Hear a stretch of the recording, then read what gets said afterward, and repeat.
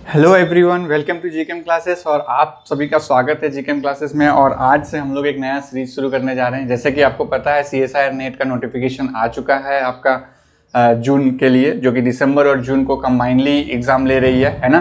तो हम लोग ज़्यादा फोकस करेंगे इसमें आपको हेल्प गेट में भी मिलेगा और आपको सीएसआईआर में भी मिलेगा। तो हम लोग ज़्यादातर फोकस करेंगे कि किस तरह से ये क्रैश कोर्स टाइप का चलेगा आपका, जो कि आपको हेल्प करेगा आपके इस अपकमिंग एग्जाम में, है ना। तो हम लोग क्वेश्चन भी डिस्कस करेंगे, हम लोग कॉन्सेप्ट को भी डिस्कस करेंगे और ट्राई करेंगे एक लेक्चर में जितना ज़्यादा से ज़्यादा हो सके उसको कंप्लीट करने का, ताकि आपको एक जगह में सारा चीज़ मिल जाए, है ना। ताकि कोई भी क्वेश्चन का कॉन्सेप्ट आपका ना छूटे। और उसके बावजूद भी अगर कोई क्वेश्चन रह जाता है जो आपको लग रहा है कि ये सॉल्व होना चाहिए, तो आप हमको भेजिएगा। जो आपसे नहीं सॉल्व होगा हम उसके लिए आपको हेल्प कर देंगे, ठीक है। तो चलिए, एरोमेटिसिटी आज का टॉपिक है ना, ठीक है। तो एरोमेटिसिटी पे हम लोग डिस्कस करेंगे आज। एरोमेटिसिटी तो फटाफट डिस्कस करते हैं, टाइम को वेस्ट नहीं करते हुए, है ना। तो चलिए देखते हैं इसमें एरोमेटिसिटी जो हम लोग ये देख रहे हैं, इसमें हमें क्या क्या चीज़ पे फोकस करना है। कि कुछ रूल्स है, एरोमेटिक कंपाउंड होने के लिए कुछ रूल्स है।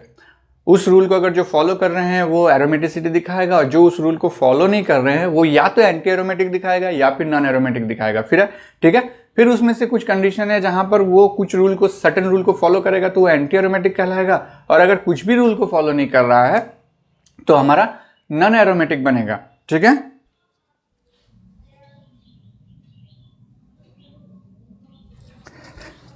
ओके, तो चलिए देखते हैं हम लोग। सबसे पहले रूल्स देख लेते हैं क्या क्या है, फटाफट रूल्स पे फोकस करते हैं, है ना। एरोमेटिक हम लोग क्यों देखना चाहते हैं कि कंपाउंड हमारा एरोमेटिक है या नहीं है। एरोमेटिक अगर वो कंपाउंड होगा तो वो ज़्यादा स्टेबिलिटी को गेन करता है ना, वो ज़्यादा स्टेबल होता है हमारा, है ना। जो जितना मतलब जो एरोमेटिसिटी को फॉलो करता है, जो एरोमेटिसिटी को दिखाता है, जो एरोमेटिक होता है वो ज़्यादा स्टेबल होता है, क्योंकि वहाँ पर कंजुगेशन होता है ना। कंजुगेशन होने से क्या होता है, कोई भी चार्ज सपोज उसमें पॉजिटिव हो जाए या नेगेटिव हो जाए तो क्या करेगा, उसको डीलोकलाइज कर देगा, ताकि वो एक स्टेबिलिटी को मेंटेन कर सके, है ना। तो रूल्स के अनुसार सबसे पहला क्या होना चाहिए, ये आपका साइक्लिक होना चाहिए, है ना। साइक्लिक मतलब कि कंजुगेशन को कंटिन्यू करने के लिए अगर ये फर्स्ट कार्बन और लास्ट कार्बन जुड़ा हुआ नहीं रहेगा तो इसको हम लोग साइक्लिक नहीं ये करेंगे, है ना। और फिर कंजुगेशन कंटिन्यू नहीं हो पाएगा, ठीक है। तो ये साइक्लिक होना चाहिए।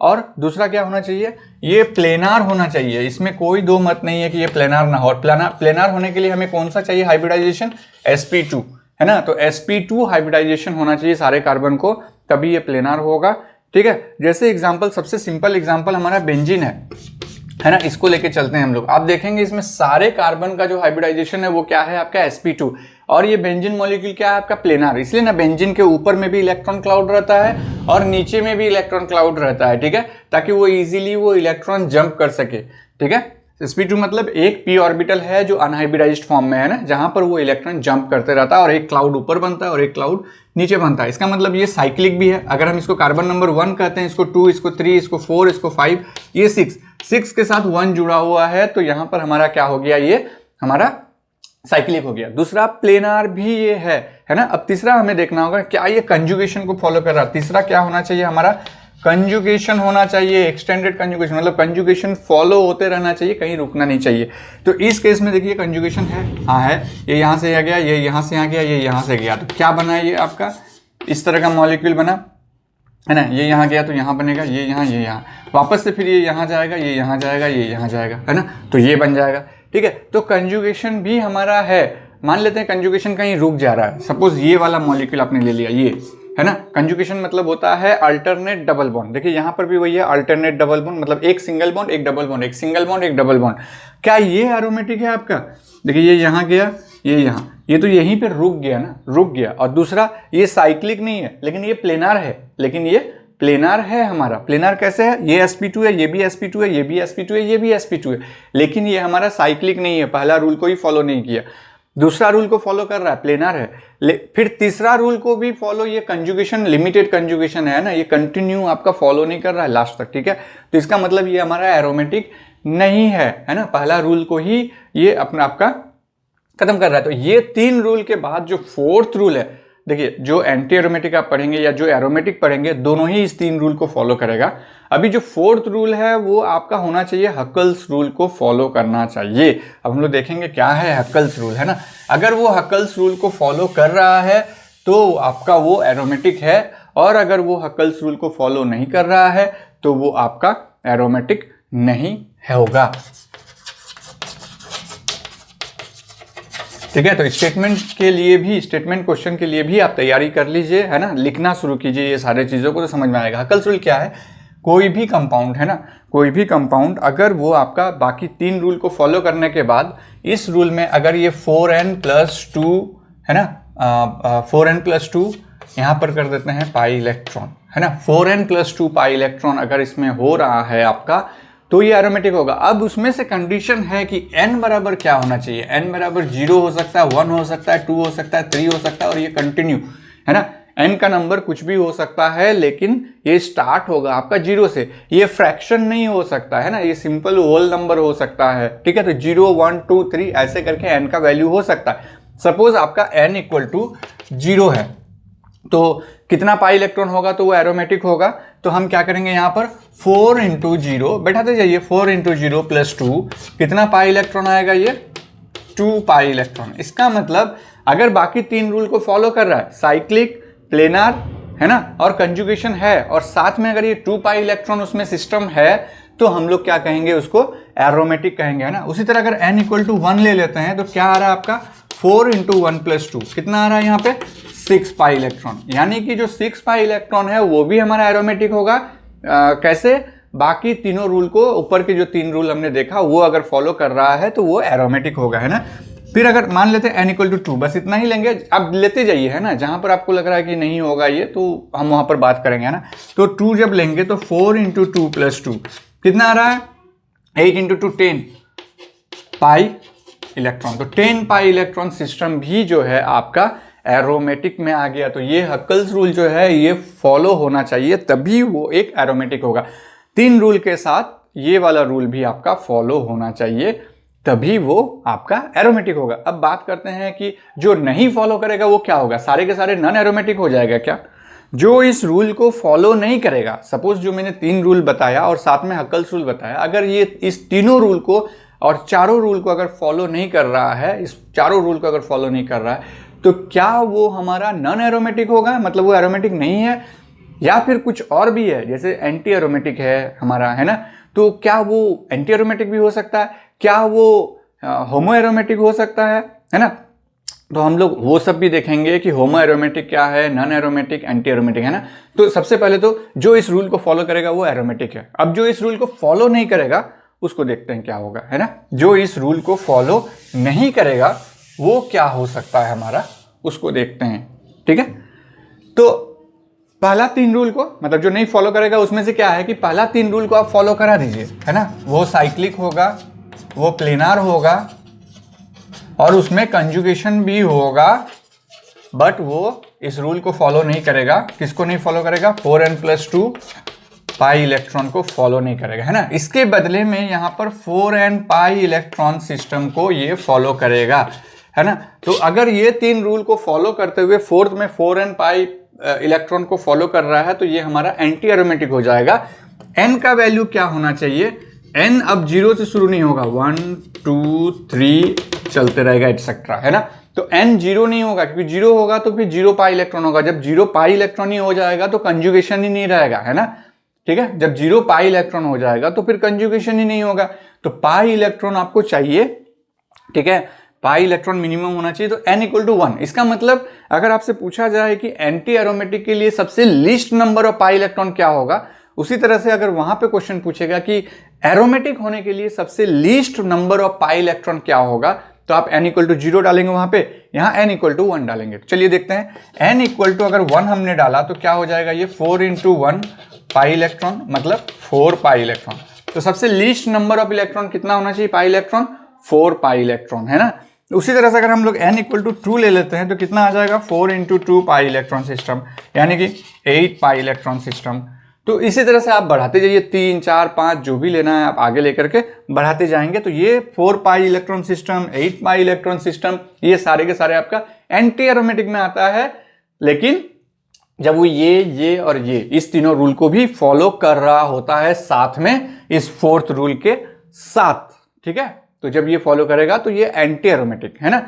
अब आ जाते हैं नॉन एरोमेटिक। नॉन एरोमेटिक के लिए इसमें से कोई भी एक रूल को अगर नहीं फॉलो करता है वो तो नॉन एरोमेटिक हो गया, या फिर अगर सारे को भी नहीं फॉलो कर रहा है फिर भी नॉन एरोमेटिक हो गया। सपोज ये हमारा क्या है, नॉन एरोमेटिक है। कैसे नॉन एरोमेटिक है? क्योंकि ये साइक्लिक नहीं है, खत्म है ना। कंजुगेशन जो भी है थोड़ा बहुत है ना, लेकिन पूरा कंटिन्यूअस कंजुगेशन नहीं है। ये भी रूल को फॉलो नहीं कर रहा, ना इसको कर रहा है ना इसको कर रहा है, तो नॉन एरोमेटिक। सपोज ये मेरा कंपाउंड है, यहां पर 4 पाई इलेक्ट्रॉन सिस्टम तो है, लेकिन एक यहां पर घुस गया, कौन सा, sp3। तो sp3 घुस गया तो फिर ये प्लेनारिटी में प्रॉब्लम हो गया, प्लेनार नहीं होगा है ना। कंजुगेशन में भी ब्रेक लग जाता है, ये इधर मूव नहीं कर पाएगा। कैसे जाएगा? यहाँ अनसेचुरेशन है नहीं तो मूव नहीं कर पाएगा, मूव नहीं करना पाएगा तो कंजुगेशन रुक जाएगा, कंजुगेशन रुक जाएगा तो ये आपका नॉन एरोमेटिक होगा, है ना। तो non aromatic, anti aromatic, aromatic, ये सारे चीज को पहचानना आपको जानना है। जैसे इस केस में अगर हम मान लेते हैं इसको, अगर हमको एरोमेटिक बनाना है इस नॉन एरोमेटिक को, यहाँ पर बस एक प्लस लगा दीजिए तो ये एंटी एरोमेटिक बन जाएगा। कैसे? देखिए ये कौन सा हाइब्रिडाइजेशन हो गया, sp2, ठीक है, ये sp2 हो गया। अब देखिए ये इसको न्यूट्रल करने के लिए यहाँ पहुंचेगा, जैसे ही पहुंचेगा यहाँ पॉजिटिव होगा तो ये इसको न्यूट्रल करने के लिए यहाँ पहुंचेगा। तो कंजुगेशन भी है, प्लेनार भी है, साइक्लिक भी है। और अगर हम देखेंगे 4n पाई इलेक्ट्रॉन को सपोर्ट कर रहा है कि नहीं, तो हम लोग क्या करेंगे, 4n का मान 1 लेकर के देखते हैं। स्टार्टिंग वहीं से करना होगा, पहले 1 लेकर देखना होगा उसके साथ मैच कर रहा है कि नहीं, फिर 2 लेकर के देखना होगा उसके साथ मैच कर रहा है कि नहीं। तो 1 लेकर के देख रहे हैं तो 4 पाई इलेक्ट्रॉन सिस्टम आ रहा है मेरा, है ना। इसका मतलब ये हमारा एंटी एरोमेटिक है, ठीक है, समझ में आ गया, एंटी एरोमेटिक है। वही प्लस को अगर हम माइनस कर देते हैं, सपोज अगर हम वही प्लस को माइनस कर देते हैं यहाँ पे, तो आप देखिए ये क्या हो जाएगा, आपका एरोमेटिक होगा कि एंटी एरोमेटिक होगा। हम आपको ये भी कह देते हैं, जब भी कार्बनियन होता है, अगर ये आपका है तो ये आपका sp3 हाइब्रिडाइजेशन होता है। अब आप कंफ्यूज होंगे कि sp3 हाइब्रिडाइजेशन है तो यहां पर आपका कार्बनियन लगा हुआ है, तो ये आपका एरोमेटिक होगा या नहीं होगा।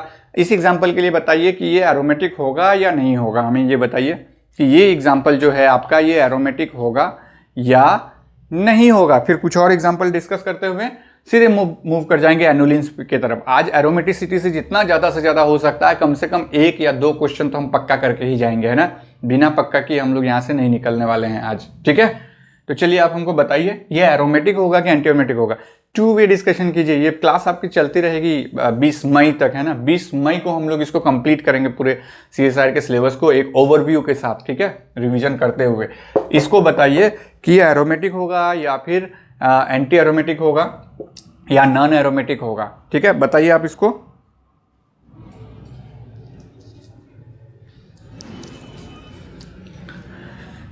ठीक है, तो इसमें हम लोग क्या देख रहे हैं, ये sp3 है हमारा, लेकिन क्या ये अपने आप को sp3 फील कर रहा है? एक चीज दिमाग में बैठा लीजिएगा, कार्बनियन जब है तो वो sp3 होगा, क्योंकि उसके पास कोई कंजुगेशन नहीं है। अगर हम इसको ओपन करके लिखते हैं, ये हो गया, यहाँ हाइड्रोजन है, हाइड्रोजन है, हाइड्रोजन है, तो कोई कंजुगेशन नहीं है इसके पास। या फिर अगर हम इस तरह से कार्बनियन को लिखते हैं,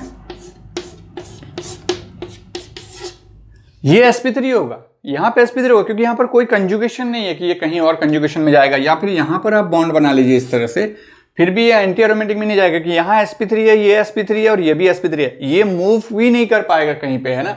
तो मतलब कि अगर जहां पर मेरा कार्बनियन बना हुआ है उसके नेक्स्ट कार्बन अगर हमारा sp2 है, या फिर उसमें अगर अनसेचुरेशन है या फिर डबल बॉन्ड है, तो हमारा वो sp3 फील नहीं करेगा, इसमें फीलिंग आएगा sp2 का, क्योंकि ये लोकलाइज्ड नहीं रहेगा। एक वर्ड आता है लोकलाइज्ड और एक आता है डीलोकलाइज्ड। तो ये जो नेगेटिव चार्ज है ये लोकलाइज्ड नहीं होगा, ये डीलोकलाइज हो जाएगा, है ना। और जब डीलोकलाइज हो जाएगा, यही तो कंजुगेशन हुआ, डीलोकलाइजेशन ऑफ इलेक्ट्रॉन या पाई इलेक्ट्रॉन जो भी है, इसी को ही तो हम लोग कंजुगेशन कहते हैं। तो यानी कि देखिए ये जैसे ही यहां शिफ्ट करेगा तो इसका वैलेंसी बढ़ेगा, तो क्या करेगा, ये इसको शिफ्ट कर देगा यहां पे, नेगेटिव अब यहां आ गया। अब जब ये नेगेटिव वापस से यहां गिरेगा तो ये उठ करके नेगेटिव यहां आ जाएगा, है ना। तो ऐसे करके क्या हो रहा है, ये कंटिन्यू चलते रहेगा। तो क्या ये कार्बन यहां पर sp3 फील करेगा? नहीं कर पाएगा, क्योंकि यही तुरंत ट्रांसफर होकर यहां sp3 फील करेगा, फिर ये तुरंत ट्रांसफर होकर के यहां sp3 फील करेगा। तो ये sp3 फील नहीं करता है, ये किस तरह का बिहेव करने लगता है, एक sp2 की तरह।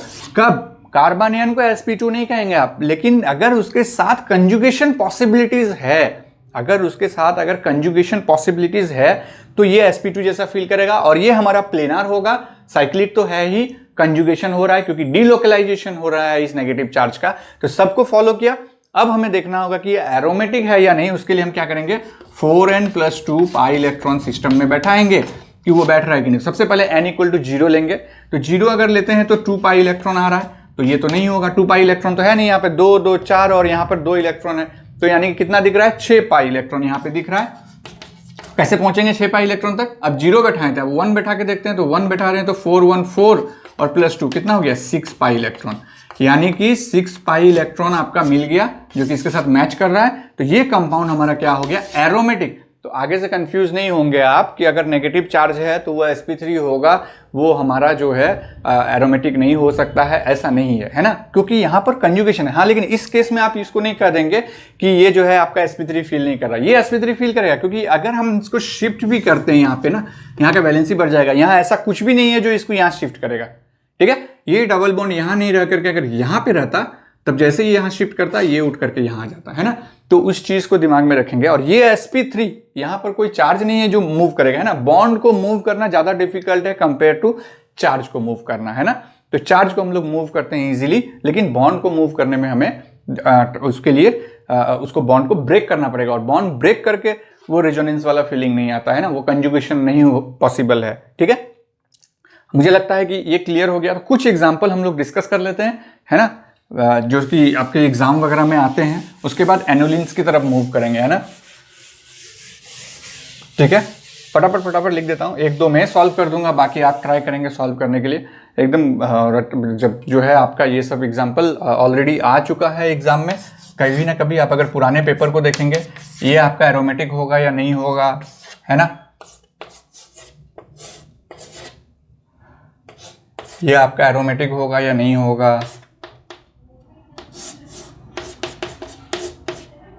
ये आपका एरोमेटिक होगा या नहीं होगा, है ना। ये सारी चीजें जो है आप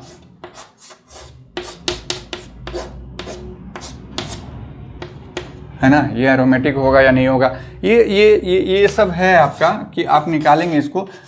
इसमें तो बहुत ज़्यादा हम लोगों ने, आप हर जगह देखेंगे इसका एरोमेटिसिटी के लिए, तो आप इजीली बता देंगे क्या है। ये देख के ही क्या लग रहा है, कौन सा दिख रहा है, कंजुगेशन है कि नहीं। सबसे पहले तो प्लेनार है कि नहीं। ये आपका sp2 है। इसी का दूसरा एग्जाम्पल अगर हम ले लेंगे, यहाँ माइनस कर देते हैं, अगर इसको ई ले लेते हैं, तो दोनों को साथ में कंपेयर करते हैं। ये sp2 है, तो क्या करेगा, इसको न्यूट्रल करने के लिए जैसे ही ये यहाँ मूव होगा, यहाँ पॉजिटिव डेवलप हो जाएगा, फिर इस पॉजिटिव को न्यूट्रल करने के लिए ये बॉन्ड यहाँ शिफ्ट करेगा, तो यहाँ जैसे ही शिफ्ट करेगा यहाँ पॉजिटिव हो जाएगा, फिर उसको न्यूट्रल करने के लिए, तो वो रोटेट करते रहेगा। और क्या ये कोई पाई सिस्टम को साइक्लिक हो गया, प्लेनर हो गया, sp2 हाइब्रिड ऑर्बिटल्स हो गया। अब ये कौन सा रूल को फॉलो कर रहा है, तो इसमें कितने पाई इलेक्ट्रॉन है, सिर्फ 2 है, तो 2 पाई इलेक्ट्रॉन है आपका। तो हम लोग कैसे देख सकते हैं, n = 0 लेते हैं तो 4 × 0 + 2 कितना आ गया, 2 पाई इलेक्ट्रॉन, यानी कि ये जो है आपका एरोमेटिक है। ये क्या है आपका, एरोमेटिक है। उसी तरह से अगर इसके बारे में बात करेंगे, ई को डिस्कस कर लेते हैं एक बार में। ये नेगेटिव है तो फिर आप कहेंगे कि ये कार्बनियन है तो sp3 नहीं। जैसा मैंने वहां डिस्कस किया कि इस नेगेटिव को अगर यहाँ मूव करते हैं, ये डीलोकलाइज हो जाता है तुरंत, ये नेगेटिव यहाँ मूव कर जाएगा। फिर जैसे ही नेगेटिव यहाँ मूव होगा, यहाँ डबल बॉन्ड रहेगा, तो ये नेगेटिव को मूव करा दीजिए आप यहाँ पे, तो ये जो डबल बॉन्ड है ये मूव होकर के यहाँ आ जाएगा, है ना, नेगेटिव। तो ये भी आपका कंजुगेशन हो रहा है, ठीक है, डीलोकलाइजेशन हो रहा है। लेकिन 2 और 2 4 कितना है, 4 पाई इलेक्ट्रॉन।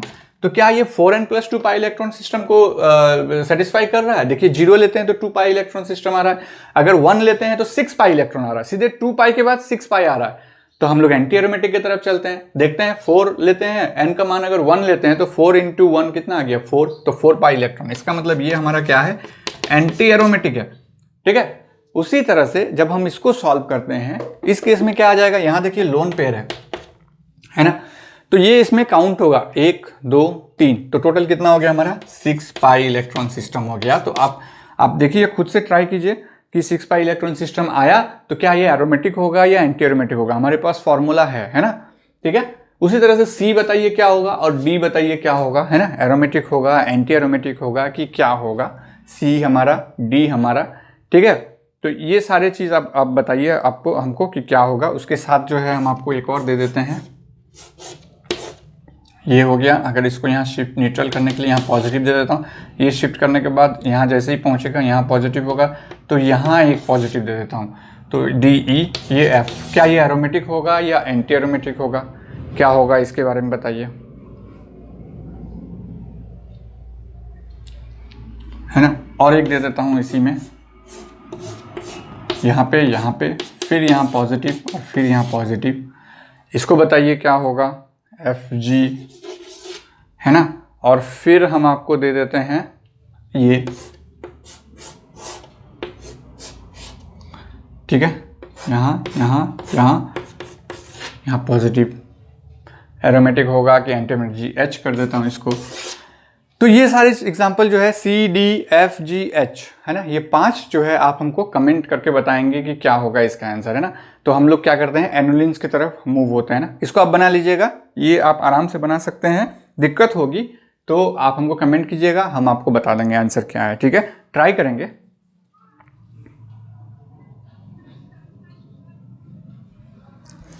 ओके, तो चलिए, आपने लिख लिया होगा।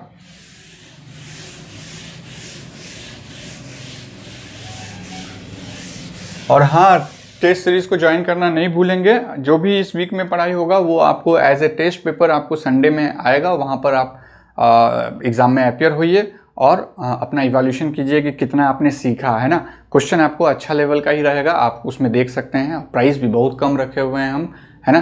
तो आप उसका ये कीजिए, क्योंकि फुल्ली ये बेनिफिट दिया हुआ है, जो कि एकदम इकोनॉमिकली बहुत डाउन है, जिसके पास रियली में पढ़ने का मन है लेकिन वो अपने आप को मतलब कहीं और से उस पैसे का यूज़ करते हुए अपने एजुकेशन में नहीं दे सकता है वो किसी भी कारण, लेकिन वो पढ़ना चाहता है, तो ये सिर्फ उसके लिए है, ठीक है, ठीक है। बाकी बच्चे भी बेनिफिटेड हो सकते हैं, उसमें ऐसा कुछ नहीं है। तो हम लोग देखते हैं नेक्स्ट, एनुलिन्स, है ना। तो एनुलिन्स किसको कहते हैं और उसको लिखने का स्टाइल क्या होता है, तो वो देखेंगे। तो एनुलिन्स क्या होता है, ये एक साइक्लिक कंजुगेटेड कंपाउंड होता है ना, एंड विदाउट एनी चार्ज, इसमें कोई चार्ज नहीं होना चाहिए, है ना। एनुलिन्स क्या हो गया, इस एक साइक्लिक कंजुगेटेड कंपाउंड होता है और इसका साइज बढ़ते जाएगा। ऐसा नहीं कि 6 कार्बन तक लिमिट हो जाएगा या 7 कार्बन तक लिमिट हो जाएगा, 8, ये 10, 14, है ना, वैसे बढ़ते जाएगा, है ना। नंबर ऑफ कार्बन जितना है वो ब्रैकेट के अंदर लिखा हुआ रहेगा। सपोज यहाँ एनुलिन्स लिखा हुआ है और आपका जो है यहाँ पर जैसे इस तरह से रहेगा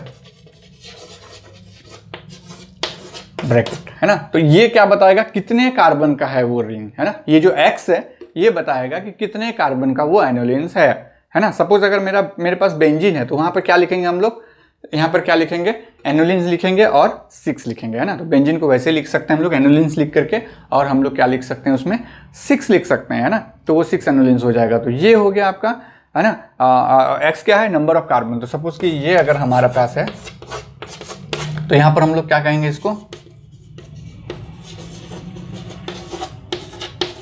एनुलिन 6, ठीक है। तो इस तरह से हम लोग जाते हैं और देखते हैं कि कौन सा एनुलिन जो है हमारा एरोमेटिक है ना, और कौन सा हमारा जो है एंटी एरोमेटिक है या नॉन एरोमेटिक है, उसको देखेंगे। तो फिलहाल तो 6, 9, 8 वो 8 एनुलिन्स जो है उसको देख लेते हैं एक बार, उसको जरूर, ये तो हमको पता है एरोमेटिक है, इसको देख लेते हैं। ये कौन सा है हमारा एनुलिन, सॉरी, हाँ, 1, 2, 3, 4, 5, 6, 7, 8, 8, ये हमारा एरोमेटिक है या एंटी एरोमेटिक है या नॉन एरोमेटिक है, कैसे पता करेंगे, चलिए देखते हैं। सारा चीज़ है, ये साइक्लिक है, दिख रहा है ना। अब देखना है क्या ये प्लेनर है, सारा तो दिख रहा है हमको sp2 है, ये भी सब कुछ sp2 है। तो sp2 है तो प्लेनर तो होना ही चाहिए, साइक्लिक है और कंजुगेशन भी होना चाहिए। यहाँ से मूव कर रहा है तो ये यहाँ मूव करेगा, ये यहाँ मूव करेगा तो ये यहाँ मूव करेगा, मूवमेंट भी दिख रहा है, सारा चीज़ है ना। तो फिर ये कौन सा हो जाएगा, कौन सा पाई सिस्टम को फॉलो कर रहा है, 2, 4, 6, 8, 8 पाई इलेक्ट्रॉन सिस्टम है, मतलब 4n पाई इलेक्ट्रॉन सिस्टम को फॉलो कर रहा है। n = 2 है हमारा, है ना। तो ये कौन सा पाई इलेक्ट्रॉन को सिस्टम को फॉलो कर रहा है, 4 × 2 = 8 पाई इलेक्ट्रॉन सिस्टम को फॉलो कर रहा है, क्योंकि यहाँ पर 8 पाई इलेक्ट्रॉन है, ठीक है। तो एंटी एरोमेटिक जैसा लग रहा है, तो क्या ये हमारा एंटी एरोमेटिक है ना। एरोमेटिक तो हो ही नहीं सकता क्योंकि इसको जब फॉलो कर रहा है, वो देखना है। ये शेप जो है ये इस तरह नहीं रहता है ना, ये चेंज कर देता है अपना शेप को, है ना, क्योंकि ये इस फॉर्म में ज़्यादा स्टेबल नहीं रह पाता है। अगर आप इसको इस तरह से बनाएंगे ये है ना, टब शेप में रहता है। ये जो 8 एनोलिन्स है ये टब शेप में रहता है, पानी भरा हुआ रहता है ना टब में, तो टब शेप में रहता है। तो प्लेनारिटी को लॉस्ट कर दिया, ये प्लेनारिटी को लॉस्ट किया, और प्लेनारिटी लॉस्ट होने के कारण ये आपका नॉन एरोमेटिक है। ऐसा बहुत सारे एग्जांपल आपके सामने आते आएगा कि सारा चीज़ फॉलो करेगा, है ना, सारा रूल फॉलो करेगा, लेकिन किसी एक कारण से वो प्लेनार नहीं हो पाएगा। ड्यू टू लॉस्ट ऑफ प्लेनारिटी वो आपका ना ही एरोमेटिक हो पाएगा ना ही नॉन एरोमेटिक हो पाएगा, बशर्ते कि वो 4n plus pi electron 4n pi electron को फॉलो करेगा या 4n प्लस 2 पाई इलेक्ट्रॉन को भी फॉलो करेगा, लेकिन वो आपका एरोमेटिक भी या एंटी एरोमेटिक रिस्पेक्टिवली नहीं हो सकता है, क्योंकि वहां प्लेनारिटी नहीं रहता। ये एक एग्जाम्पल है जो 8 एनोलिन्स है। दूसरा एक और एग्जाम्पल कौन सा है जो इसको फॉलो नहीं करता है, देख लीजिए, ये वाला है जिसको हम लोग क्या कहते हैं 1 2 3 है ना 4 और एक 5, मतलब ये 10 एनोलिन्स। कितना हो गया इसमें 1 2 3 4 5 6 7 10 एनोलिन्स है ना। तो ये आप इसको ऐसे भी लिख सकते हैं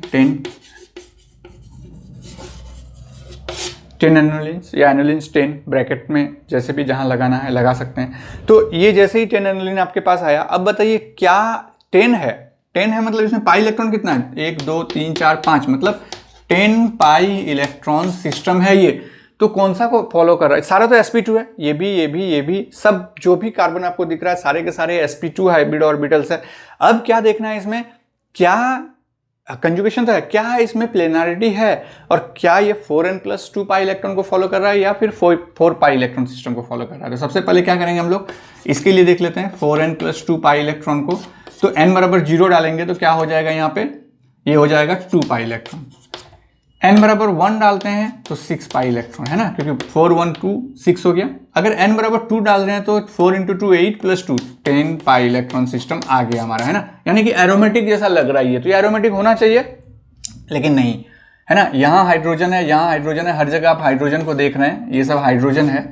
यहाँ पे जो हाइड्रोजन है वो यहाँ पे आ जाएगा, इसका हाइड्रोजन यहाँ पे आएगा, और एक दूसरे का ये जो हाइड्रोजन है एक दूसरे से रिपल्शन के कारण प्लेनारिटी को लॉस्ट कर देता है ना। तो यहाँ पर क्या है, ये जो बॉन्ड दो बना हुआ है हाइड्रोजन और हाइड्रोजन का, ये आपस में रिपल्शन करने के साथ इसको चेंज करने के, मॉडिफिकेशन करने के, इस तरह से नहीं रह करके इसको कैसे करता है, ये हाइड्रोजन को ऐसे भेज देता है और ये हाइड्रोजन को इस तरह से भेज देता है। जो भेजता है उसको, उसके कारण ये सब बॉन्ड में स्ट्रेस पड़ता है, तो बॉन्ड एंगल में स्ट्रेस पड़ा। उसी तरह यहाँ भी बॉन्ड एंगल में स्ट्रेस पड़ा, और बॉन्ड एंगल में स्ट्रेस पड़ने के कारण क्या हो गया, ये अब प्लेनार नहीं रहा। तो प्लेनारिटी लॉस्ट क्यों हुआ, ये भी स्टेटमेंट क्वेश्चन में पूछ सकता है। तो प्लेनारिटी लॉस्ट हुआ क्योंकि 2 हाइड्रोजन का रिपल्शन हो रहा था यहाँ पे, है ना, तो उसके कारण प्लेनारिटी लॉस्ट हुआ। और ये हमारा 10 पाई इलेक्ट्रॉन सिस्टम होते हुए भी ये हमारा एरोमेटिक नहीं है, तो इसको हम लोग क्या लिखते हैं, नॉन एरोमेटिक लिखते हैं। हम लोग इसको क्या लिखते हैं, नॉन एरोमेटिक। तो इसको एरोमेटिक बनाने के लिए क्या करेंगे हम लोग, एक काम करते हैं, इसको रिप्लेस कर देते हैं हाइड्रोजन को। तो ऐसे कीजिए आप, यहां पे लेके आइए ऑक्सीजन को, है ना, और जैसे था वैसे ही रहने दीजिए। ये अब आपका एरोमेटिक बन जाएगा। क्यों, क्योंकि आप देखिए ये आपका कौन सा पाई इलेक्ट्रॉन को फॉलो कर रहा है, 10 पाई इलेक्ट्रॉन को फॉलो कर रहा है, तो ये आपका एरोमेटिक हो जाएगा। क्योंकि जो हाइड्रोजन था एक दूसरे के साथ रिपल्शन कर रहा था वो अब खत्म हो गया, क्योंकि इसको हमने ऊपर लेकर के आ गया ऑक्सीजन के, मतलब ये तो प्लेनार है, प्लेनार के जस्ट ऊपर में ये आ गया और ये आ गया, तो ऑक्सीजन इस तरह से है, और ये दोनों जो है कॉपी के पेज की तरह ऐसे डाउन में है, और यहाँ पर जो है मतलब इस तरह से है, और ऑक्सीजन आपका ऊपर में है ना, इस कार्बन से और इस कार्बन से ऊपर में। तो ये क्या हो गया, हमारा जो इलेक्ट्रॉन डेंसिटी है वो ऊपर और नीचे में आराम से मूव कर पा रहा है। तो ये आपका अब क्या हो गया, एरोमेटिक हो गया। ठीक है, तो एरोमेटिक करने के लिए हाइड्रोजन को रिप्लेस करके हमको यहाँ पर कुछ एक फंक्शनल ग्रुप को लगाना जरूरी है, तभी वो आपका एरोमेटिक में कन्वर्ट होगा। इसी तरह से और कौन कौन सा एनोलिन्स है सबको देखते हैं ना, 1 बाय 1। चलिए, ये तो 6 तो पता ही है एरोमेटिक है, 8 आपका एंटी एरोमेटिक होते हुए भी नहीं है, नॉन एरोमेटिक में गया क्योंकि टब शेप्ड है। फिर आपका 10 एनोलिन्स में भी आपका प्रॉब्लम आया, है ना, हाइड्रोजन का 2 के रिपल्शन के कारण। अब हम लोग बात करेंगे 12 एनोलिन्स का, है ना। तो 12 एनोलिन्स क्या है ना। तो 12 एनोलिन के बारे में जैसे ही हम लोग ड्रॉ करते हैं, देखिए क्या होगा यहाँ पे, 12 एनोलिन तो कितना होना चाहिए हमारा, 4 डबल बॉन्ड तो होना चाहिए, है ना। तो जैसे 1 2 3, हाँ तो 1 2 3 4 5 6 7 8 9 10 11 12, ठीक है। तो 12 एनुलिन्स ये हो गया, और हमारे पास 2 3 4 4 2 8, अगर ये यहाँ शिफ्ट करता है तो यहाँ शिफ्ट करने के लिए कुछ नहीं है, तो ये इस तरह नहीं रह करके हम इसको कंजुगेशन भी देना चाहेंगे, है ना। कंजुगेशन नहीं देंगे तो फिर ये आपका ऐसे ही देख के लग रहा है नॉन एरोमेटिक, है ना।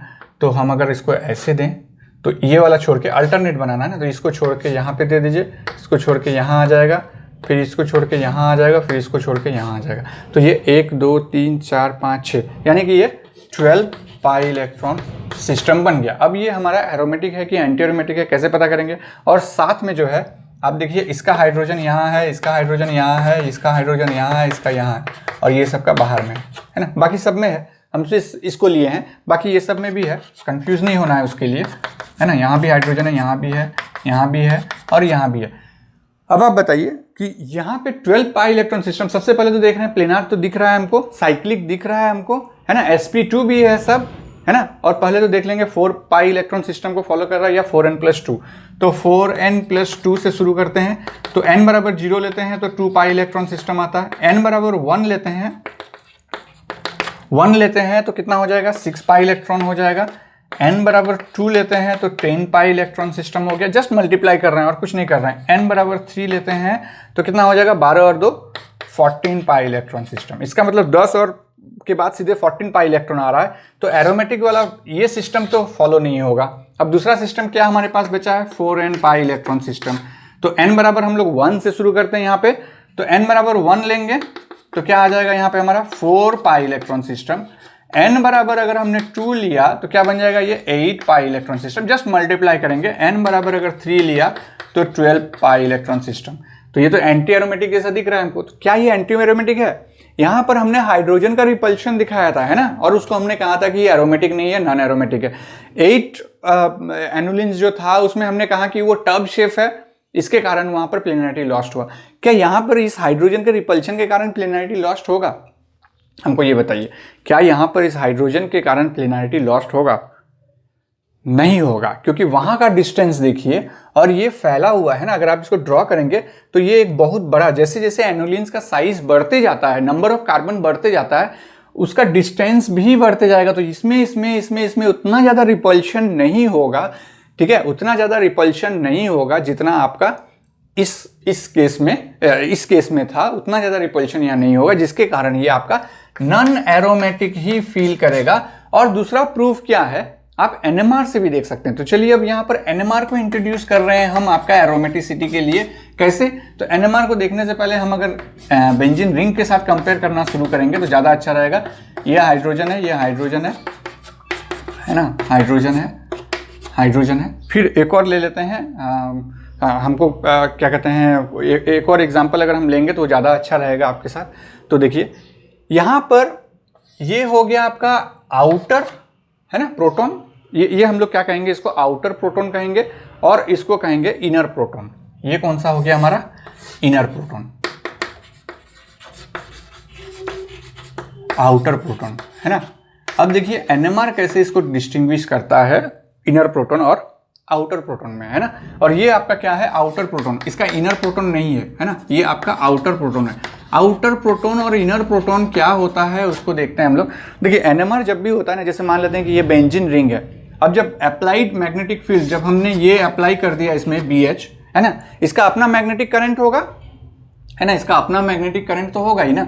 जैसे इसका मैग्नेटिक करंट मान लेते हैं कि इस तरह से चल रहा है ऐसे, और इधर से ऐसे, इधर से भी इसी तरह से चल रहा है, ऐसे अंदर तरफ और ये बाहर तरफ ऐसे जा रहा है ना। तो जैसे ही हम लोग अप्लाइड मैग्नेटिक फील्ड लगाएंगे तो क्या करेगा, इसको और ज्यादा ऊपर ले जाएगा। कौन सा, बाहर वाले को। बाहर वाला देखिए ऊपर की तरफ जा रहा है, और जो अंदर में जो भी रहेगा वो क्या हो जाएगा, इस मैग्नेटिक फील्ड के अगेंस्ट में जा रहा है। उसी तरह से यहाँ भी हम लोग कर सकते हैं अप्लाई, लेकिन ये एंटी एरोमेटिक है तो नॉन एरोमेटिक नहीं होगा, सॉरी, ये एंटी एरोमेटिक होगा, है ना, क्योंकि यहाँ रिपल्शन नहीं है। सॉरी, वो एंटी एरोमेटिक होगा क्योंकि यहाँ पर रिपल्शन नहीं है, तो प्लेनरिटी लॉस्ट नहीं हुआ है ना, तो एंटी एरोमेटिक होगा।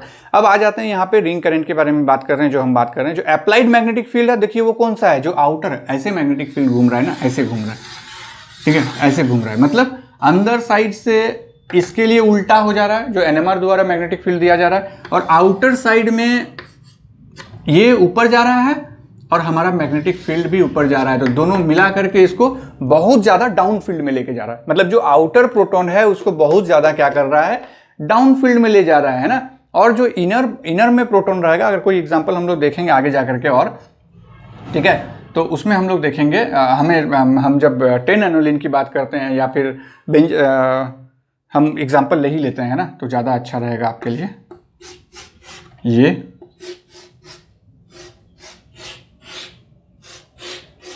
ठीक है, इसको करते हैं, ये यहाँ पे अल्टरनेट डबल बॉन्ड बनाइए, फिर ये यहाँ पे, फिर यहाँ पे, फिर यहाँ पे, है ना।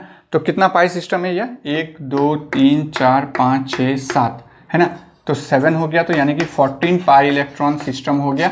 और ये हमारा 14 पाई इलेक्ट्रॉन सिस्टम यहाँ कैलकुलेट किए थे कि 14 पाई इलेक्ट्रॉन सिस्टम हमारा एरोमेटिक होता है ना, तो ये हमारा एरोमेटिक है, ठीक है। तो इसमें भी देखिए इनर प्रोटॉन हो गया ये सब, ये आपका आउटर प्रोटॉन हो गया, आउटर प्रोटॉन हो गया, है ना। तो जैसा यहाँ पे रिंग करंट घूम रहा है वैसा यहाँ भी घूमेगा। ये अप्लाइड मैग्नेटिक फील्ड, और ये देखिए ये ऊपर और ये नीचे, यानी कि जो अंदर में प्रोटॉन है वो इस मैग्नेटिक फील्ड के अगेंस्ट में है। मतलब ये सारे के सारे आपका कहां पे जाएगा,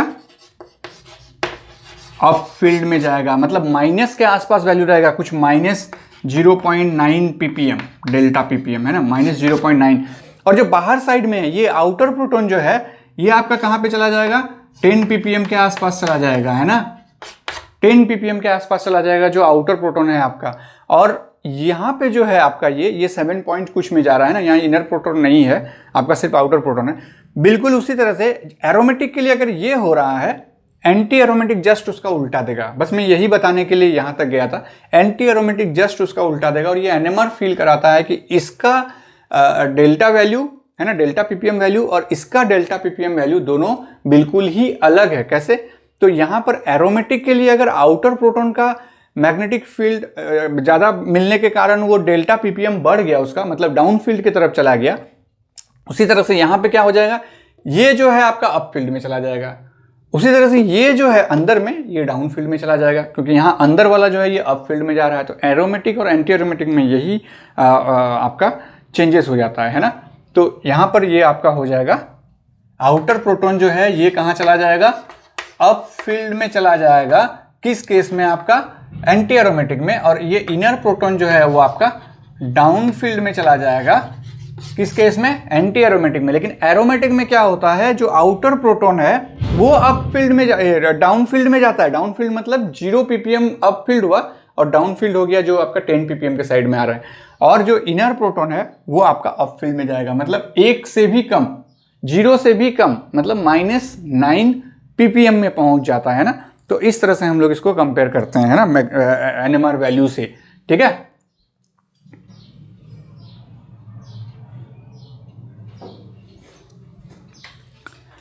ठीक है, तो अभी नेक्स्ट देखते हैं। और ये एनोलिन्स हो गया आपका, कौन सा वाला हो गया, ये 14, है ना, 1 2 3 4 5 6 7 8 9 10 11 12 13 14, ये 14 एनोलिन हमने बनाया। तो ये भी क्लियर हो गया, 14 एनोलिन भी आपका क्लियर हो गया, है ना।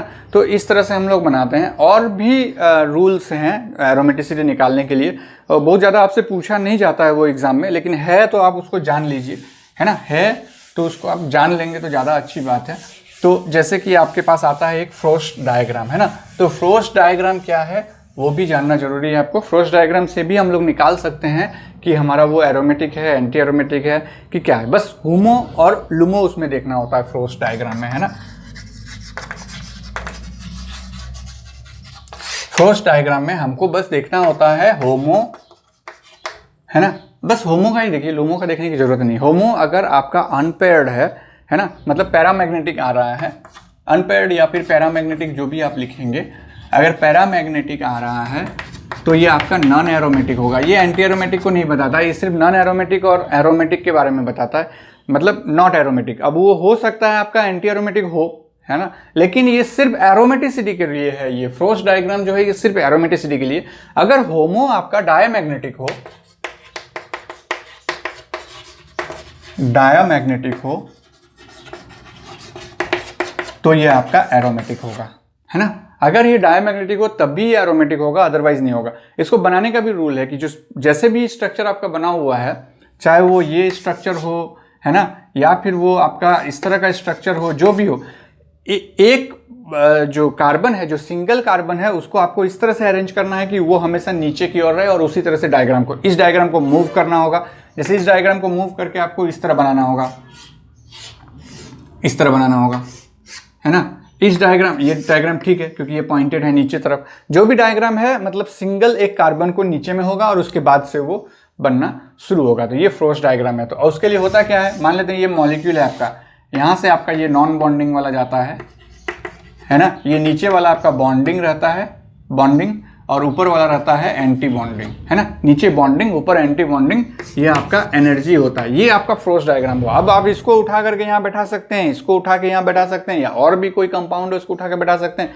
और आप देख सकते हैं अगर आपका होमो जो है वो, अगर आपका पैरामैग्नेटिक आ गया, मतलब अनपेयर्ड इलेक्ट्रॉन आ गया, नॉन एरोमेटिक, और अगर वो आपका डायमैग्नेटिक या फिर पेयर्ड फॉर्म में आ गया तो वो आपका क्या बन जाएगा, एरोमेटिक। तो हम इसी में एक काम करते हैं, इसको हटा करके इसी में 1 by 1 डालते हैं और देखते हैं कि वो पैरामैग्नेटिक है या डायमैग्नेटिक है। तो सबसे पहले तो बेंजीन को डालते हैं क्योंकि हमें पता है क्या है और वो इसके साथ प्रूव कर रहा है कि नहीं वो भी हमें देखना होगा। तो ये जैसे बेंजीन मॉलिक्यूल को हमने डाला तो इसका ऑर्बिटल बना देता हूँ ये, और एक में 2 इलेक्ट्रॉन रहता है, उसी तरह से भरेंगे। तो टोटल बेंजीन में अगर हम देखेंगे, ये आपका बेंजीन मॉलिक्यूल है ना, इस तरह देखना होगा। कितने पाई इलेक्ट्रॉन है, 6 पाई इलेक्ट्रॉन दिख रहा है हमें यहाँ पे। हमें कुछ नहीं मालूम है कि हकल्स रूल में कितने पाई इलेक्ट्रॉन सिस्टम है, ये वो हम ध्यान में नहीं देंगे, हम बस इसके थ्रू निकालना चाहेंगे कि वो एरोमेटिक है या नहीं। तो 6 पाई इलेक्ट्रॉन को भरिए, ये एकदम लोअर एनर्जी में है तो दोनों पहले ही भर जाएगा, 2, फिर यहाँ तीसरा जाएगा, यहाँ पर 4th वन जाएगा, है ना। अगर सिर्फ 4 ही रहता तो ये आपका क्या हो जाता, नॉन एरोमेटिक हो जाता। लेकिन हमारे पास टोटल 6 है तो 4 भरा, 5 और 1 6। तो जो ये होमो मतलब हाईएस्ट ऑक्युपाइड मॉलिक्यूलर ऑर्बिटल हमारा क्या हो गया, यही दोनों हो गया। तो ये जो होमो है हमारा, ये क्या हो गया, हमारा डायमैग्नेटिक हो गया, है ना, मतलब दोनों में ही पेयर्ड है। डायमैग्नेटिक है तो ये हमारा क्या बन गया, एरोमेटिक कंपाउंड बन गया। ये हमारा क्या बन गया, एरोमेटिक कंपाउंड बन गया। उसी तरह से अगर हम ले लेते हैं इस कंपाउंड को लेते हैं, मतलब इस कंपाउंड को लेते हैं यहाँ पे, है ना, इसमें हमें लिख लेना होगा कितना है, 4 पाई इलेक्ट्रॉन है इसमें।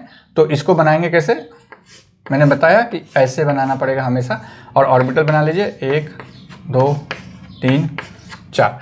अब देखिए यहाँ पर कितना है, 4 पाई इलेक्ट्रॉन है, तो भरना शुरू कर दीजिए। 1 यहीं पे भर जाएगा, दूसरा, तीसरा यहाँ जाएगा, तो 4th वन यहाँ जाएगा। हमारे पास 4 ही पाई इलेक्ट्रॉन था, 4 हमने भर दिया, है ना। अब देखिए होमो में क्या है हमारा, ये हमारा अनपेयर्ड है, मतलब पैरामैग्नेटिक है, ठीक है। तो पैरामैग्नेटिक हो गया, मतलब ये हमारा नॉन एरोमेटिक हो गया। अब उसके बाद वो एंटी एरोमेटिक हो सकता है ना, हम रूल को फॉलो, वो रूल को नहीं देख रहे हैं, अकल्स रूल को। हम लोग सीधे यहाँ पे जो कंपाउंड दिया हुआ है उसको हम लोग फ्रोस्ट डायग्राम में बैठा रहे हैं ना।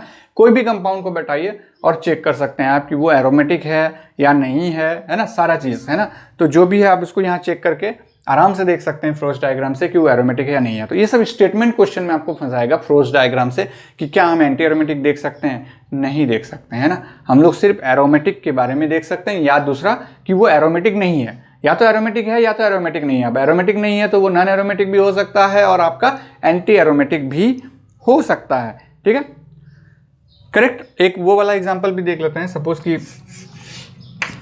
ये प्लस यहाँ, तो 2 पाई इलेक्ट्रॉन है, क्या ये बैठेगा आपका फिट, देखते हैं इसको कैसे बैठाना होगा, ऐसे बैठाना होगा क्योंकि सिंगल जो है नीचे रहेगा, है ना। तो ये और ये देखिए कितना इलेक्ट्रॉन है यहाँ पे, 2 पाई इलेक्ट्रॉन है। तो बैठाइए 1 2, खत्म हो गया, यानी कि पेयर्ड है। होमो में क्या है, पेयर्ड है, तो डायमैग्नेटिक है। डायमैग्नेटिक है तो ये आपका क्या बन गया, एरोमेटिक। तो देखिए ये एरोमेटिक है ही, कंजुगेशन है, सब कुछ एरोमेटिक है। अगर आप सोच रहे हैं कि नेगेटिव को लेके देखते हैं तो नेगेटिव को ले लीजिए, बनाइए फ्रोस्ट डायग्राम, है ना। कैसे बनाना होगा, इसी तरह से बनाना होगा, यहाँ एक ऑर्बिटल, यहाँ एक ऑर्बिटल, यहाँ एक ऑर्बिटल। अब देखिए भरते जाइए, 2 और 2 कितना है, 4 पाई इलेक्ट्रॉन सिस्टम है। तो 1 2 भर दिया आपने, है ना। अब बचा बाकी 2, 3 और 1 4, अनपेयर्ड हो गया। अनपेयर्ड हो गया तो ये हमारा क्या बन जाएगा, नॉन एरोमेटिक। मतलब कुछ भी बन सकता है, वो एंटी एरोमेटिक हो सकता है, लेकिन अभी फिलहाल ये नॉन एरोमेटिक है, ठीक है। तो इस तरह से हम लोग आगे बढ़ते हैं, ठीक है। और क्या है हम लोग डिस्कस कर सकते हैं इसमें, एरोमेटिक कैरेक्टर, है ना। एजुलिन्स को देखते हैं, एजुलिन्स होता क्या है ना, एजुलिन्स पे देखते हैं कि एरोमेटिक कैरेक्टर का क्या असर पड़ता है ना। एजुलिन्स पता है ना, एक 5 मेंबर्ड रहेगा और एक 7 मेंबर्ड रहेगा, है ना, एजुलिन्स। ठीक है, एजुलिन्स वैसा होता है जहां पर एक 5 मेंबर्ड और एक 7 मेंबर्ड रहेगा, है ना, आपस में जुड़ा हुआ रहता है, इस तरह का फॉर्म में रहेगा।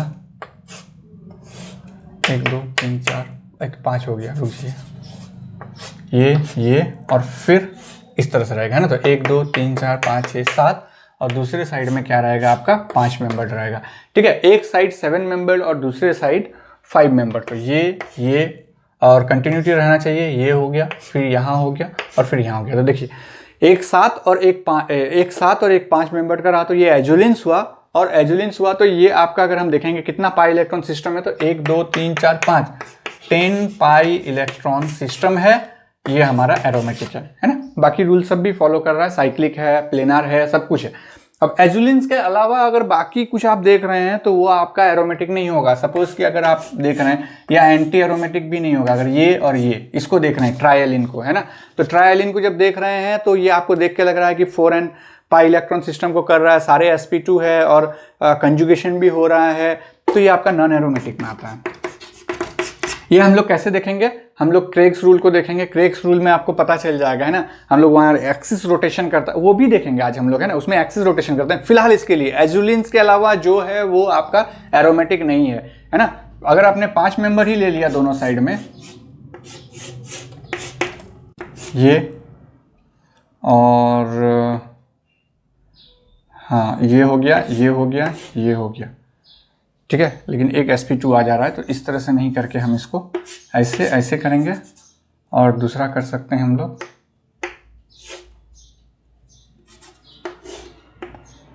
ऐसे, ये है ना।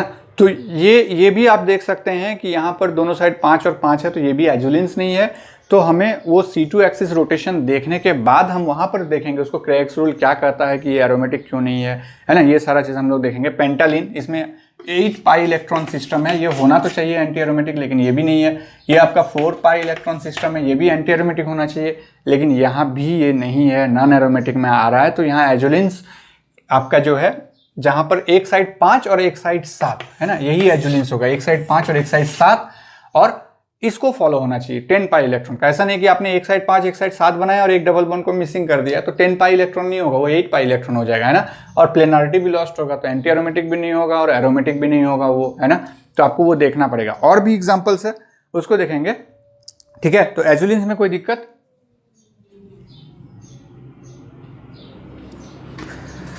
चलिए, तो एजुलिन्स में अगर दिक्कत नहीं है तो हम आगे बढ़ते हैं। हमारे पास और भी मॉलिक्यूल है डिफरेंट टाइप के, जिसको देख लेंगे तो आपको आसानी होगा। एक कंप्लीट रिवीजन सीरीज है, क्रैश कोर्स टाइप से आपको मिल रहा है। हम लोग फुलवेलिन देखेंगे, है ना। फुलवेलिन ऐसा होता है कि बीच में एक एक्सोसाइक्लिक डबल बॉन्ड से जुड़ा हुआ रहता है, 2 साइक्लिक, लेकिन दोनों साइक्लिक का नंबर ऑफ कार्बन जो है वो सेम होना चाहिए, है ना, तभी उसको फुलवेलिन बोलेंगे। अदरवाइज अगर दोनों में डिफरेंट रहेगा तो उसको कैल्सियंस बोलेंगे, है ना। तो फुलवेलिन्स में क्या होता है कि एक डबल बॉन्ड के साथ जुड़ा हुआ रहेगा ऐसे, और जो 2 मेंबर बनेंगे यहाँ पे, दोनों रिंग में इक्वल होना चाहिए, एक में 3 और एक में 4 नहीं दे सकते हैं, फिर उसका नाम फिर कुछ अलग हो जाएगा, है ना। जो भी आपको देना है दोनों में आपको सेम देना होगा। और देखिए सारे के सारे कार्बन sp2 हाइब्रिड है। तो क्या ये आपका एरोमेटिक या नॉन एरोमेटिक कुछ ऐसा है, या एंटी एरोमेटिक, कैसे आप इसमें कह सकते हैं कि ये क्या है फुलवेलिन्स, है ना। तो एक चीज स्टेटमेंट आप बना लीजिए, हम दूसरे एग्जांपल भी बना देंगे। जितना भी फुलवेलिन्स होगा सारे के सारे आपका एंटी एरोमेटिक होगा, एक भी आपका नॉन एरोमेटिक और एरोमेटिक नहीं होगा। तो देखिए फुलवेलिन्स का मतलब ही हो गया कि एक्सोसाइक्लिक डबल बॉन्ड होना चाहिए। एक्सोसाइक्लिक का मतलब क्या हो गया, इस साइकिल के बाहर में, इस साइकिल के बाहर में तो एक्सोसाइक्लिक डबल बॉन्ड होगा। एंडोसाइक्लिक का मतलब क्या हो जाएगा, अगर इस साइकिल के अंदर में डबल बॉन्ड है तो वो एंडोसाइक्लिक डबल बॉन्ड होगा, ठीक है। अब इस केस में देखते हैं, चलिए हम एक काम करते हैं, इसको यहाँ मूव कराते हैं, है ना। इसको जैसे ही हम मूव कराएंगे तो क्या बन जाएगा, ये हमारा देखिए क्या सिंगल बॉन्ड बन गया, और ये जो है आपका यहाँ नेगेटिव चार्ज हो गया। तो ये वाला तो आपको एरोमेटिक पार्ट दिख रहा है, ये एरोमेटिक पार्ट दिख रहा है ना, 2 4 और 2 6, है ना। तो एरोमेटिक पार्ट दिख रहा है, कंजुगेशन, और इधर प्लस आ गया और यहाँ, तो ये वाला पार्ट आपको कैसा दिख रहा है, एंटी एरोमेटिक दिख रहा है ना। तो ये डबल बॉन्ड कभी भी शिफ्ट नहीं करेगा वैसी जगह में जहां पर वो आपका एंटी एरोमेटिक की तरह वो दिखे, है ना। तो वैसा जगह वो कभी भी शिफ्ट नहीं करेगा जहां पर कि वो आपको एंटी एरोमेटिक के तरह वो मतलब कि दिखे। तो यहां पर ये डबल बॉन्ड टूटेगा नहीं, है ना। तो ये आपका क्या बन गया, टोटल ओवरऑल क्या बन गया, ये आपका एंटी एरोमेटिक, है ना। तो ये आपका क्या है, एंटी एरोमेटिक, है ना। 6 पाई इलेक्ट्रॉन इधर बना और उधर में आपका बन गया 4 पाई इलेक्ट्रॉन, ठीक है। तो ऐसे ही ये कैंसिल आउट हो गया, है ना। उसी तरह से अगर हम लोग देखेंगे इसको,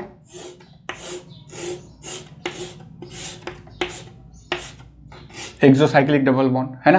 तो मूव कर दीजिए, किसी एक तरफ मूव कर दीजिए, ऐसे मूव कर दीजिए, क्या बन जाएगा ये, क्योंकि दोनों साइड साइकिल इक्वल होना चाहिए, है ना। ये हो गया, ये मूव कर गया तो यहाँ नेगेटिव हो गया, तो ये वाला आपका एंटी एरोमेटिक हो गया, यहाँ पर ये पॉजिटिव हो गया, है ना।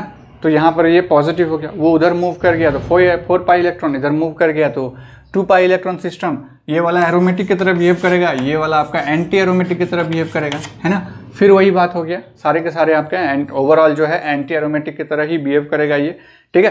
तो फल्वुलिन्स में जितने भी आएंगे सब एंटी एरोमेटिक की तरह बिहेव करेंगे। उसी तरह से हम लोग अगर आ जाते हैं आपका नेक्स्ट जो है आपका कैल्सियंस, है ना। तो कैल्सियंस को देखते हैं। कैल्सियंस में क्या हो सकता है, आपका फल्वुलिन्स टाइप का ही मॉलिक्यूल रहेगा, लेकिन क्या रहेगा, दोनों साइड में रिंग इक्वल नहीं रहेगा। वहां भी एक्सोसाइक्लिक डबल बॉन्ड होना चाहिए और रिंग इक्वल नहीं होगा, है ना। तो कैल्सियंस में देखते हैं, है ना। इसमें अगर हम लोग ले लेते हैं एक यहाँ पर, अगर हम अच्छा एक हम यहाँ पे 5 मेंबर अगर लेते हैं, दूसरे साइड हमको 3 मेंबर लेना होगा, है ना, इस तरह से, और डबल बॉन्ड रहेगा, एक्सोसाइक्लिक डबल बॉन्ड रहेगा, है ना। अब देखिए इसको अगर आप मूव कर दिए यहाँ पे तो क्या बन जाएगा, दोनों को ही एरोमेटिक बनना है ना। अगर दोनों एरोमेटिक नहीं बनेगा तो फिर सारा का सारा बेकार हो जाएगा। यहाँ पर प्लस हो जाएगा, ये डबल बॉन्ड मूव किया, यहाँ माइनस हो जाएगा। तो देखिए ये 6 पाई इलेक्ट्रॉन हो गया तो ये एरोमेटिक, ये 2 पाई इलेक्ट्रॉन सिस्टम हो गया तो ये एरोमेटिक, ओवरऑल क्या हो गया, ये एरोमेटिक कंपाउंड हो गया आपका, ठीक है। जो आपका कैल्सियंस है, फल्वुलिन जैसा ही है, लेकिन फल्वुलिन्स और इसमें अंतर क्या है, उसमें आपका दोनों ही रिंग सेम होना चाहिए, डबल बॉन्ड के आगे ऊपर और नीचे। यहां पर आपका सेम नहीं भी रह सके। तो इससे एक और स्टेटमेंट बनता है, क्या फल्वुलिन्स में इजीली सिस ट्रांस बन सकता है, क्या फल्वुलिन्स में इजीली सिस ट्रांस में रोटेशन हो सकता है, पॉसिबल है, इजी है, नहीं है, क्योंकि वहां पर वो इलेक्ट्रॉन को शिफ्ट ही नहीं करेगा, क्योंकि एक एंटी बॉन्डिंग बन रहा था, है ना। जैसे इस केस में हम ये पूछ रहे हैं आपसे कि यहाँ पे ये रोटेशन पॉसिबल है, अगर इसको 1 इसको 2 दे दें, इसको 1 इसको 2 दे दें, क्या ये इस तरह बन सकता है, ये 1 ये 2 ये 1 ये 2, क्या इस तरह का मॉडिफिकेशन हो सकता है? इसमें तो नहीं हो सकता है, क्योंकि ये अगर यहाँ मूव करेगा तो यहाँ नेगेटिव यहाँ पॉजिटिव, तो एक एंटी एरोमेटिक बन रहा है तो ये मूव ही नहीं करेगा। जहां एंटी एरोमेटिक की ओर जा रहा है कोई भी रिएक्शन हो करके, तो वो उस तरह का रिएक्शन को नहीं देगा। क्या ये सिस और ट्रांस दे सकता है? इजीली दे सकता है, क्योंकि ये इस सिंगल बॉन्ड में ज्यादा स्टेबल है, इसको नेगेटिव और इसको पॉजिटिव। जैसे ही सिंगल बॉन्ड बनेगा, इसको रोटेट कीजिए आराम से, है ना। यहाँ 1 यहाँ 2 था, यहाँ 1 यहाँ 2 था, तो अब रोटेट होने के बाद यहाँ 2 यहाँ 1 हो जाएगा, तो ये इजीली रोटेट हो सकता है। इस केस में नहीं हो सकता, मतलब ये सिस ट्रांस दिखा सकता है, अपने आप को रोटेट कर सकता है, सिस ट्रांस में रोटेट कर सकता है ना, इजीली, क्योंकि ये सिंगल बॉन्ड में रहेगा। ये रोटेट नहीं कर सकता, फल्वुलिन्स रोटेट नहीं कर सकता, लेकिन कैल्सियंस रोटेट कर सकता है,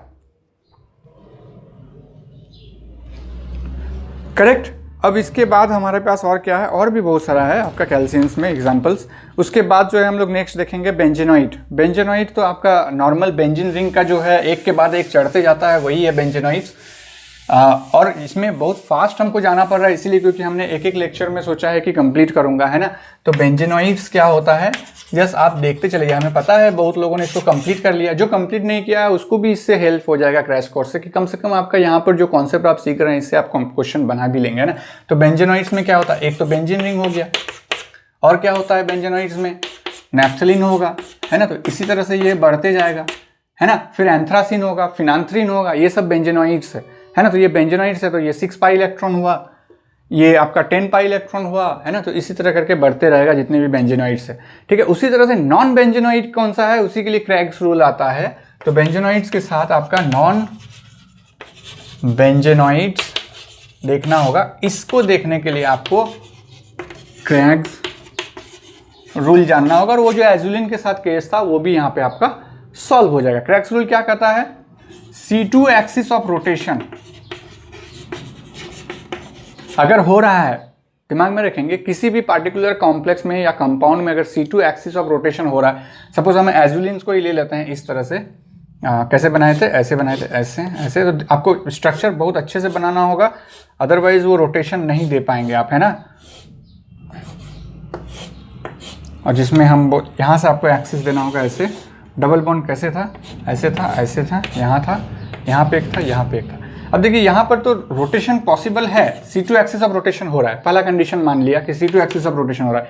दूसरा कंडीशन क्या करना होगा, हमारा जो नंबर ऑफ डबल बॉन्ड है ना, जो n है, number of double bond, n क्या है, नंबर ऑफ डबल बॉन्ड, ये नंबर ऑफ डबल बॉन्ड अगर आपका आ जाता है ऑड, है ना, एक बार आएगा आपका इवन, है ना, तो नंबर ऑफ डबल बॉन्ड अगर आ जाता है आपका इवन, तो क्या हो जाएगा वो 2 4, है ना, यहाँ पर कितना हो गया, 2 और 3 5 हो गया, तो 5 हो गया तो ऑड आया, ऑड आया तो ये क्या बन जाएगा आपका एरोमेटिक। और अगर ये इवन आ जाएगा, n अगर आपका आ जाता है, यहाँ पे लिख लेते हैं, इसके लिए ये कैलकुलेट करना है, तो n बराबर अगर इवन आ जाता है तो ये एरोमेटिक, है ना, कंफ्यूज नहीं होना है। अगर n बराबर ऑड आ जाता है, सॉरी ये नॉन एरोमेटिक होगा, यहाँ पर हो जाएगा एरोमेटिक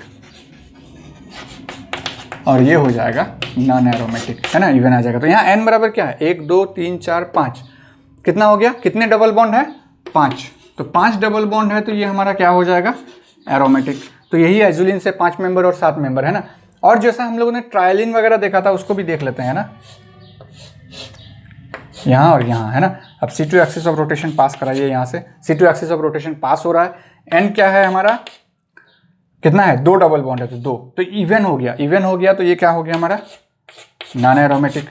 उसी तरह से हमने एक और देखा था जो कि दोनों ही 5 मेंबर रिंग था,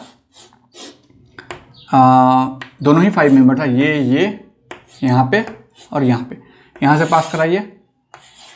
हाँ, C2 एक्सिस ऑफ रोटेशन तो है, लेकिन n का मान क्या है, जो हमारा नंबर ऑफ डबल बॉन्ड है वो क्या है, 1 2 3 4 4 है, यानी कि इवन है, इवन है तो नॉन एरोमेटिक, है ना। जबकि आप देखेंगे ये सब आपका उस रूल को फॉलो कर रहा है, 4n पाई इलेक्ट्रॉन रूल को फॉलो कर रहा है, 1 2 3 4 मतलब 8 पाई इलेक्ट्रॉन है, उसको फॉलो कर रहा है। उसके अलावा भी आपको क्रैक्स रूल को भी ध्यान देना है कि अकॉर्डिंग टू क्रैक्स रूल ये आपका क्या हो गया, नॉन एरोमेटिक हो गया, है ना, ये आपका एरोमेटिक नहीं है, नॉट एरोमेटिक है ना। तो ये चीज़ आप पता करेंगे यहाँ पे कि ये आपका कैसे नॉन एरोमेटिक हुआ, है ना।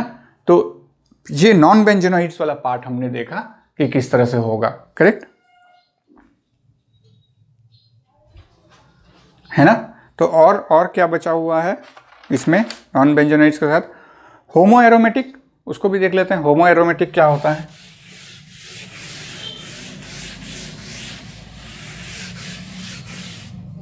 चलिए देखते हैं होमो एरोमेटिक,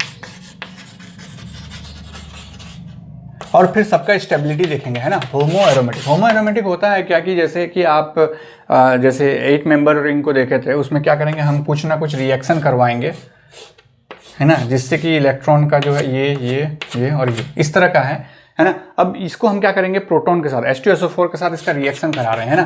तो H+ जैसे ही देंगे तो ये इसको ऐसे बुलाएगा यहाँ पे, है ना। तो अब ये किस तरह बन रहा है आपका, ऐसे इस तरह बन गया, यहाँ डबल बॉन्ड है, यहाँ डबल बॉन्ड है, यहाँ डबल बॉन्ड है।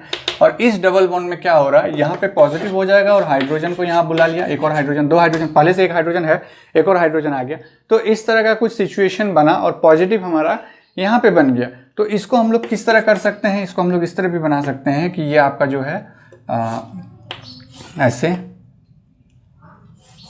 बना दीजिए, ऐसे इस तरह, और यहाँ पे ये CH3 गया, और कितना नंबरिंग कर देता हूँ, 1 2 3 4 5 6 7 8, ये 8th हुआ, ये 7, ये 1 हो गया, ये 2 हो गया, ये 3 हो गया, ये 4 हो गया, ये 5 हो गया, और ये 6 हो गया, ये वाला 7th हो गया। अब डबल बॉन्ड कहाँ है, 6 और 7 के बीच में है, 5 और 4 के बीच में है, 3 और 2 के बीच में है, और यहाँ पर आपका पॉजिटिव चार्ज है 1 में, है ना।